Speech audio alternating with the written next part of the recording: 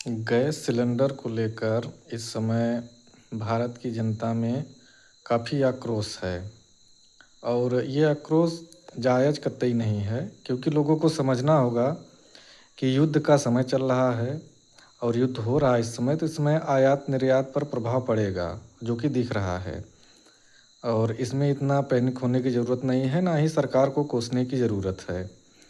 समस्या ये है कि क्या युद्ध के बाद सारी चीज़ें सामान्य हो जाएंगी, और हो जाएंगी तो कौन करेगा? क्योंकि भारत की विदेश नीति तो फेल हो चुकी है पूरी तरह से। क्योंकि जो पुलिंदा मोदी ने बांधा था या लोगों के सामने खड़ा किया था, वो केवल केवल सोशल मीडिया तक सीमित रह गया और उसका एक्चुअल में प्रभाव कहीं नहीं दिखा। क्योंकि जिस तरह से ट्रंप की गुलामी मोदी कर रहे हैं, उस हिसाब से तो यही लग रहा है कि युद्ध विराम होने के बाद भी स्थिति सही नहीं होगी। विदेश मंत्री जयशंकर विदेश की पॉलिसी पर क्या काम किए हैं या क्या काम करेंगे, ये भी तय केवल मोदी जी ही करते हैं। और मोदी की हालत इस समय वो हो गई है कि कोई होता है ना, हड्डी ना गले के नीचे जा रही है ना बाहर उगल रहे हैं, वैसी स्थिति हो गई है। क्योंकि चारों तरफ से कोई आदमी अगर जकड़ जाएगा तो उसकी हालत यही होगी। क्योंकि एक तरफ एपिस्टीन फाइल, दूसरी तरफ ट्रंप, तीसरी तरफ जो है अडानी का केस, अंबानी का केस, मतलब ये चारों तरफ से फंस चुके हैं। तो उसको समझने की ज़रूरत है और इसको समझ रहा है जो भारत का हिंदू है, वो समझ रहा है। केवल दो ही हिंदू नहीं समझ पा रहे हैं इस बात को। एक जो 2014 के बाद वाले हिंदू हैं और दूसरा बीजेपी के हिंदू हैं।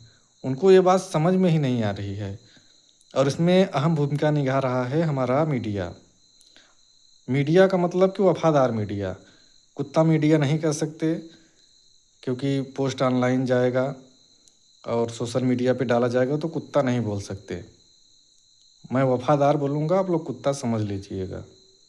क्योंकि जिस तरीके से गैस की समस्या हो रही है, उस हिसाब से पता नहीं कब ये न्यूज़ आ जाए हमारे वफादार मीडिया से कि वो गैस से खाना बनाने के नुकसान और लकड़ी से खाना बनाने के फायदे कब गिनाने लग जाएगी, इसका कोई गारंटी नहीं है। क्योंकि बीजेपी के पास कोई एक आईटी सेल का आदमी या जानकार आदमी या चाणक्य आदमी है जो ये काम करेगा। ये इन लोगों की तैयारी रहती है। कोई टैग लाइन होती है इनकी जो मतलब एकदम कारगर साबित होती है। जैसे बिहार चुनाव था तो उसमें जंगल राज और वो 10,000 रुपये वाला करना, उसी तरीके से जब ये लगेगा इन लोगों को, क्योंकि जिस तरीके से युद्ध हो रहा है और जो हम विरोध रसिया और ईरान से कर चुके हैं ट्रंप के दबाव में, उस हिसाब से न रसिया मेरी सुनेगा न ईरान सुनेगा। जो रसिया हमको 20 लाख प्रति बैरल हर वर्ष देता था, आज वो 6 लाख बैरल तेल दे रहा है। इतनी गिरावट। और हमारे 56 इंची साहब मतलब जगह जगह अय्यासी करके फंसे हुए हैं। इनको समझ में नहीं आ रहा है कि अभी क्या करें। बात वही इनकी हो गई है कि न खाऊंगा न खाने दूंगा, और वो अपनी बात सच साबित कर रहे हैं।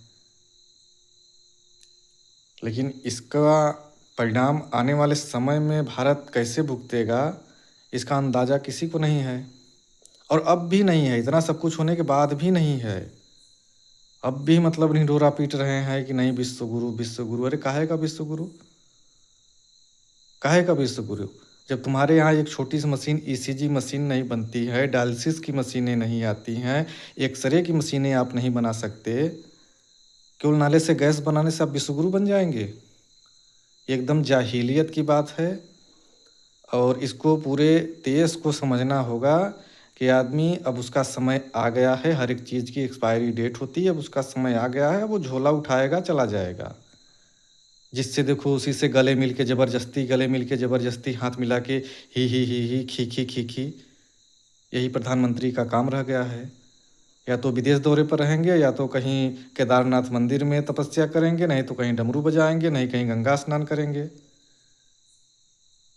हिंदू हृदय सम्राट हैं माता के मरने पर बाल नहीं बनवाए, और वो नहीं बनवाएंगे क्योंकि नॉन बायोलॉजिकल हैं, गंगा माँ के पुत्र हैं। जब गंगा माँ मरेंगी तो उनका बाल बनेगा। वो जो माँ मरी उनकी, वो तो उनकी माँ थी नहीं। ये खुद बोलते हैं कि मैं नॉन बायोलॉजिकल हूँ, गंगा माँ का बेटा हूँ। तो जब गंगा माँ मरेंगी तभी इनका बाल बनेगा। लेकिन ये जो दोगले हिंदू हैं, इनको ये बात नहीं समझ में आ रही है और ना ही आएगी।